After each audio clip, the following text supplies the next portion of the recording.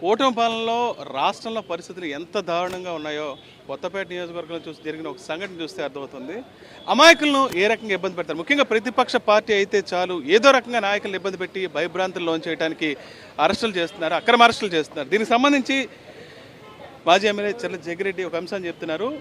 అమాయకులపై కేసులు నమోదు చేసి రాజమండ్రి సెంట్రల్ జైలుకు తరలించారు. ఇప్పుడు కొద్దిసేపట్లో వాళ్ళు విడుదల కానున్నారు. దీనికి సంబంధించి ఏం జరిగిందన్న విషయాన్ని మాజీ ఎమ్మెల్యే జగ్గిరెడ్డి అడిగి తెలుస్తుంది. సార్ చెప్పండి, అసలు ఈ ఘటన ఏంటి, ఎలా జరిగింది? రాష్ట్ర వ్యాప్తంగా జగన్మోహన్ రెడ్డి గారి యొక్క కార్యక్రమాలు ప్రజలంతా కూడా విజయవంతం చేయడాన్ని చూసి జీర్ణించుకోలేక కూటమి నాయకులు ఎవరైతే కష్టపడి పనిచేస్తున్నారో అటువంటి వారిపై అక్రమ కేసులు పెట్టేటువంటి కార్యక్రమం చేస్తున్నారు.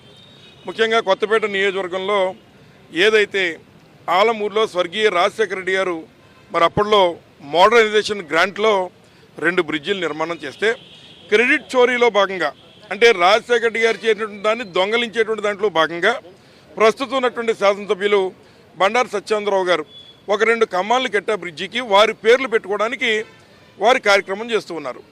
అటువంటి తరుణంలో అక్కడ మండల కన్వీనర్గా ఉన్నటువంటి తమ్మన శ్రీనివాసరావు గారు దాన్ని వ్యతిరేకించి ప్రజల యొక్క కోరిక మేర దేవుడి పేర్లు అయినా కనీసం పెట్టండి, ఈ రకంగా క్రెడిట్ చోరీ చేయడం తప్పు అనేటువంటి దాన్ని ప్రశ్నించిన దాన్ని జీర్ణించుకోలేక వారి కార్యకర్తలతో కేసు పెట్టిస్తే వేరే సంగతి, ఉన్నటువంటి వ్యవస్థలను ఉపయోగించుకుని పోలీసు వారిని అట్లాగే పంచాయతీరాజ్ సెక్రటరీని ఉపయోగించుకుని వారిని భయభ్రాంతులు చేసి వారి యొక్క విధులకు అడ్డంగా తగిలేరనేటువంటి ఆరోపణ పెట్టి వారి మీద నాన్ బెయిలబుల్ కేసు పెట్టి అట్లాగే ఉన్నటువంటి కోర్టులను కూడా తప్పుదోవ పట్టించి ఈ రోజున వారిని 14 రోజులు రిమాండ్ విధించే విధంగా మరి బండారు సత్యేంద్రరావు గారు చేశారు.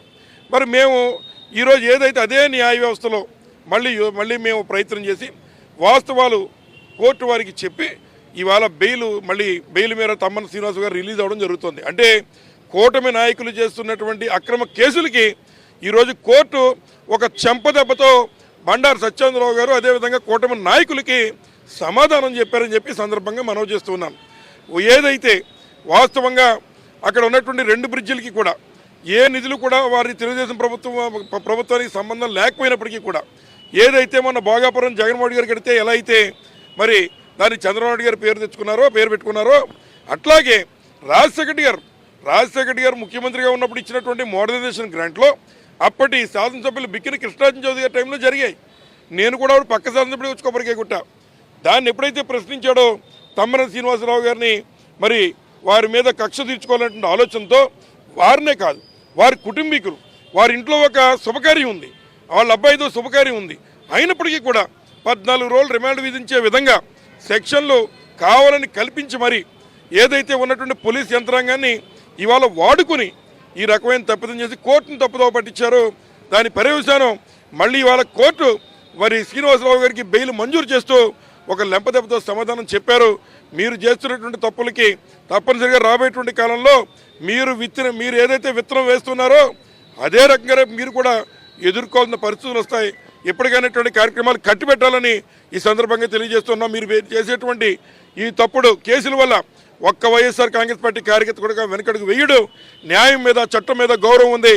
న్యాయ వ్యవస్థలో పోరాటం చేసే అవసరం అయితే న్యాయం చేయించుకునే విధంగా మేము ముందుకు వెళ్తామని ఈ సందర్భంగా తెలియజేస్తున్నాం. పూర్తిగా అధికార దుర్వినియోగం అండి. ఎందుకంటే ఇప్పుడు మనం చూస్తున్నాం కూటమి ప్రభుత్వం వచ్చిన దగ్గర నుంచి కూడా ప్రతి ఒక్క నాయకుల మీద కూడా వారు కేసులు పెట్టడం ఏంటి, వాళ్ళ కుటుంబ సభ్యులని ఏంటి, వారిని ఏంటి, వారిని చాలా ఇమోషనల్గా కానీ లేదంటే సైకలాజికల్గా కానీ చాలా ఇబ్బంది పెడుతున్నారు.